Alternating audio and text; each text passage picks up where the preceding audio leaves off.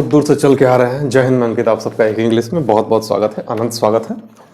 ये ऐसे ऐसे आज हम नहीं कर सकते हैं, कैसे करेंगे तो मिट जाएगा। ऑलरेडी लिख के हम बहुत ही कम मेहनत से लिख के यहाँ पर रखे हुए हैं आपके लिए।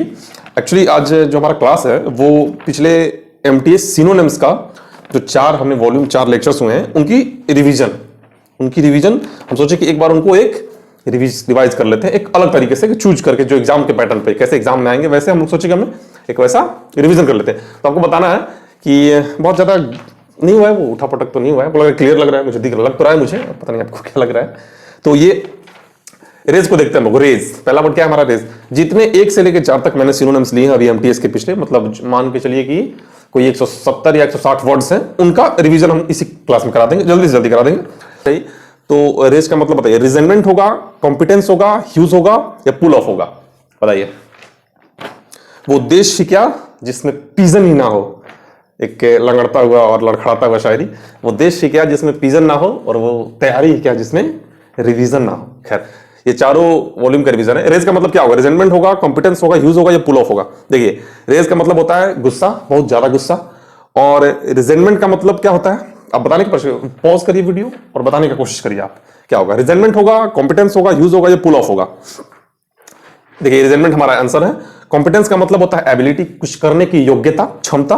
ह्यूज का मतलब होता है बहुत बड़ा। पुल ऑफ का मतलब होता है किसी काम को कर देना, मतलब किसी काम को एग्जीक्यूट खत्म कर देना, काम कर देना। रिजेंटमेंट का मतलब क्या होता है?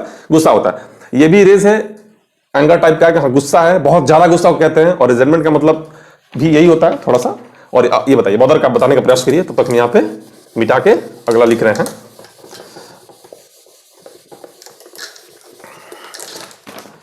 इसका क्या होगा? बॉदर क्या होगा? फिर शोर का क्या होगा? फिर रेप्लिकेट का क्या होगा? बताने का कोशिश करिए। तो क्या है हमारा? देखिए, बॉदर में ये हम अगला लिख रहे हैं, तब तक आपको समझा रहा है, आपका समय बहुत कीमती है। बॉदर का मतलब क्या होता है? उसमें शोर होगा, रेप्लिकेट होगा, स्क्वेलिड होगा या नॉय होगा? क्या होगा इसमें? इसका सिनोनिम क्या होगा? रिवीजन बहुत आवश्यक होती है, बहुत जरूरी होती है, इसलिए सोचे कि पहले कि रिवीजन करा लेते हैं, उसके बाद फिर कंटिन्यू करेंगे हम लोग सिनोनिम को। तो बॉदर का मतलब होता है क्या होता है? किसी को परेशान करना। ये शोर है, ये क्या है? शोर। तो इसको बीच को बोलते हैं। बीच, वो जो सी साइड नहीं होता है, सी साइड बीच आपको पढ़ाया था।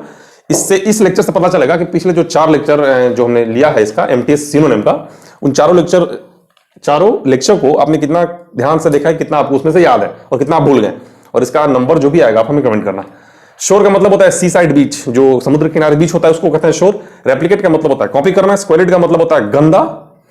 इसके और सिनोनिम्स आएंगे, इसीलिए हम नहीं बोल रहे, वरना भी बोल देते। स्क्वेलिड का मतलब होता है गंदा, कोई गंदा जगह या कुछ भी हो सकता है। अनॉय का मतलब होता है परेशान करना, तंग करना। बॉदर का मतलब भी क्या होता है? परेशान करना, तंग करना। आप अगला बताइए, तब तक हम इसको कर रहे हैं। वर्स्ट का क्या है?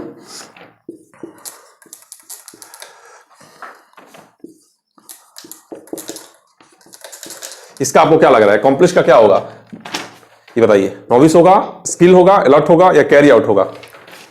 इसको हटा देते हैं।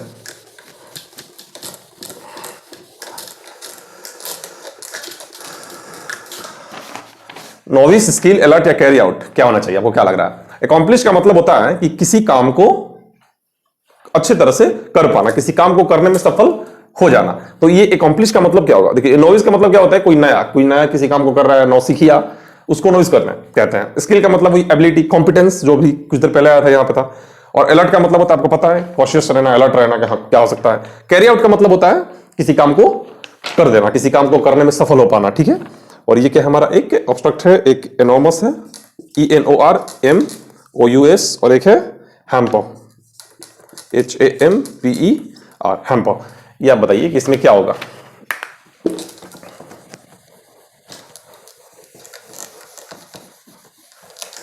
ठीक है, आप बताने का प्रयास करिए इसमें आप कि ये क्या होगा। एक बहुत ही खूबसूरत वर्ड है, आपको अभी बता दें, क्लास में बता दें, चलिए कुछ देर बाद बता देंगे। वास्ट का क्या होगा बताइए? वास्ट का सिनोनिम इनमें से क्या होगा? ABCDEFGH नहीं होना चाहिए, ये होगा, ये बताइए इनमें से कौन सा होगा? अवेयर का मतलब हो सकता है कि हम फ्रेम से बाहर हो, लेकिन कोई बात नहीं, आपको ये दिखनी चाहिए, ये इंपॉर्टेंट है, हम इंपॉर्टेंट नहीं है कि नहीं? तो अवेयर का मतलब होता है कि किसी चीज से अवगत रहना। अवेयर मतलब किसी चीज से आप अवगत हो, मतलब आप जानते हो उस चीज को, अवेयर रहना। जैसे मान लीजिए इस बात से हम अवेयर नहीं थे, मतलब ये बात हम नहीं जानते थे, इस बात से हम परिचित नहीं थे। ऑब्स्ट्रक्ट का मतलब होता है रुकावट, कोई रुकावट आ जाती है उसको ऑब्स्ट्रक्ट कहते हैं हम लोग। एनामस का मतलब होता है यही वास्ट। ह्यूज भी बोलते हैं इसको हम लोग। ठीक है, कुछ देर पहले शायद आया था। ह्यूज का मतलब भी बहुत बड़ा, वास्ट, बिग, बिग भी ले सकते हैं आप। एनॉर्मस यही है, ठीक है, एनॉर्मस है। और ये हैम्पर, हैम्पर का मतलब होता है रुकावट, ब्रेक, रुकावट। वो आपको ब्रेक बताया था ना हम, BREAK, ये ब्रेक है, ठीक है। AKE वाला ब्रेक दूसरा होता है। अगला क्या है हमारा, अगला है टोडलर। अगला क्या है, टोडलर है, नहीं दिख रहा है, हाँ, अगला क्या है, टोडलर है। टोडलर का क्या क्या हो सकता है बताइए, हिंडर, हिंडर या बेबी। ये बेबी की जगह पे सोना लिखे थे ना हम, सोना याद रखिएगा। ये गैदर, एक है GATHER, गैदर, और एक क्या है, एक है ऑल्टर। क्या है, एक ऑल्टर है, यहां पे लिख देते हैं, ठीक है। हाँ बताइए, हिंडर, बेबी, गैदर या ऑल्टर, क्या होना चाहिए।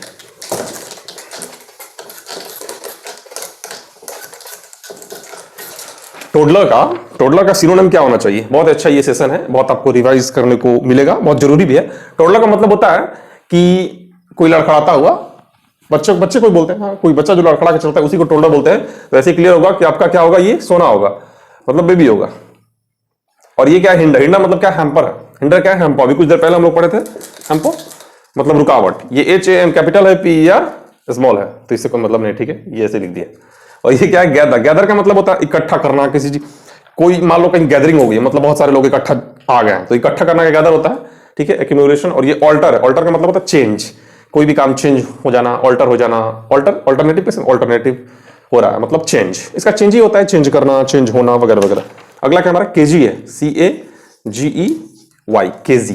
केजी का क्या क्या हो सकता है आपको बताना है। टेस्ट मैच हो रहा था, बड़ा गावस्कर सेकंड टेस्ट होना था 5 दिन, 3 दिन में रविंद्र जडेजा और अश्विन ने मिलकर खत्म कर दिया, काम ही फुर्सत हो गया, मजाक किरकिरा हो गया पूरा। हमको लगा था कि 5 दिन 4 दिन तक टिक पाएंगे ऑस्ट्रेलिया वाले, लेकिन ऑस्ट्रेलिया वाले ये टिकने वालों में से नहीं है, ठीक है। मॉडिफाई, ये क्या है, विजिलेंट, मॉडिफाई, एक होता है वेरी, VARY है, ठीक है, दिखना तो चाहिए मुझे लग रहा है। एक होता है ग्रबी, क्या है, ग्रबी है, GRUWY, ठीक है, हाँ। एक है विजिलेंट, एक है मॉडिफाई, एक है वेरी, और एक है ग्रबी। इसके बाद एक लास्ट आएगा, नहीं सेकंड लास्ट आएगा। हाँ तो बताइए, केजी का, CAGEY, केजी का सिनोनिम क्या होना चाहिए, विजिलेंट होना चाहिए, मॉडिफाई, वेरी या ग्रबी।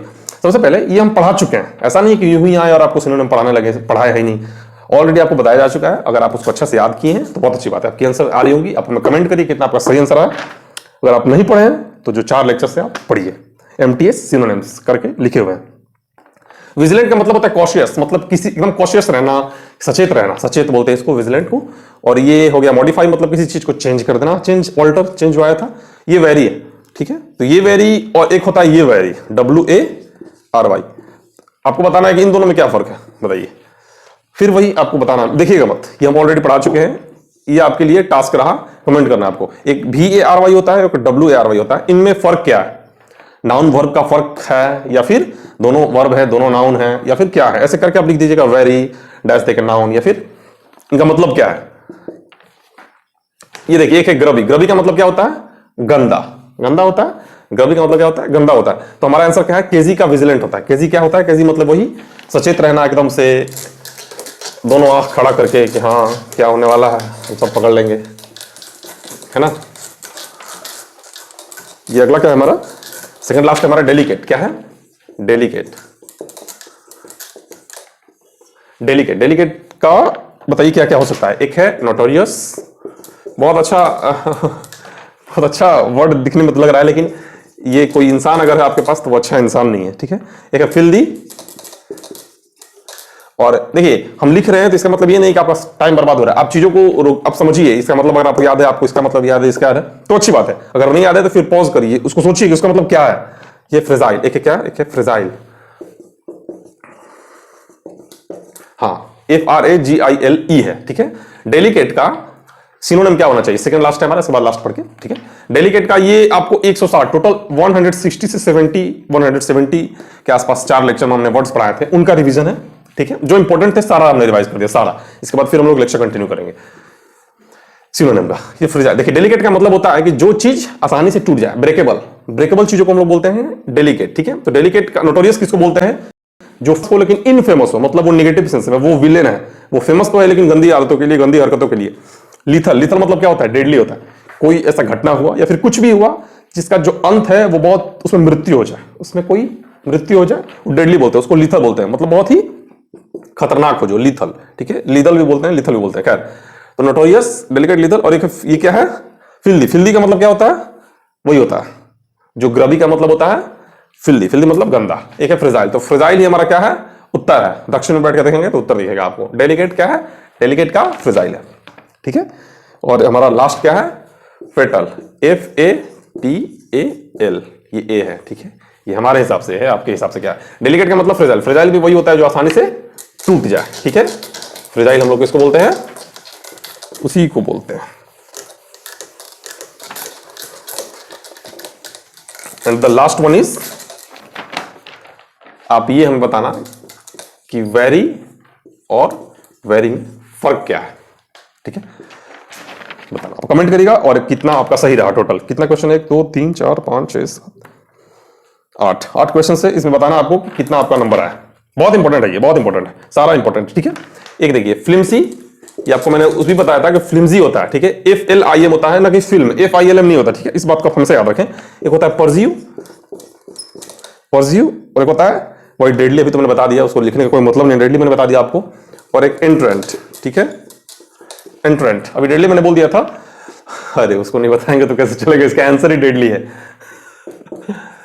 डेडली। ठीक है, मुझे लगा कभी आपको डेडली बताया है तो डेडली क्या बताएं। डेडली मतलब वही होता है फेटल। फेटल मतलब वही होता है कि जिसकी अंत क्या हो, जिसका मृत्यु हो, जिसका अंत क्या हो? मृत्यु, उसको लीथल, उसी को लीथल बोलते हैं। इसका ही लीथल है।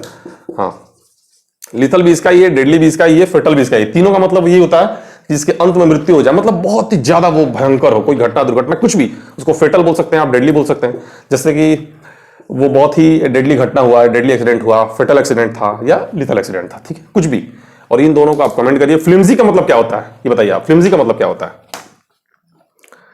फ्लिम्जी का मतलब वही होता है जो, किसका मतलब होता है, किसका बताए थे? जो आसानी से टूट जाए, फ्लिम्जी। फ्लिम्जी का मतलब यही होता है। परज्यू का मतलब होता है पीछा करना। और एंट्रेंट का मतलब क्या है? जैसे कि मैंने बताया था, किसी भी चीज की तैयारी कर रहे हैं, किसी जॉब की या फिर IIT वगैरह की, तो उसमें एंट्रेंस का एग्जाम होता है। तो एंट्रेंस का एग्जाम आप दिए तो आप एंट्रेंट हुए, ये आपको समझाने के लिए बता रहे हैं। तो एंट्रेंट हुए मतलब आप कंपटीशन की तैयारी करें, मतलब आप कॉम्पीट कर रहे हैं, लोगों से आपका कंपटीशन है।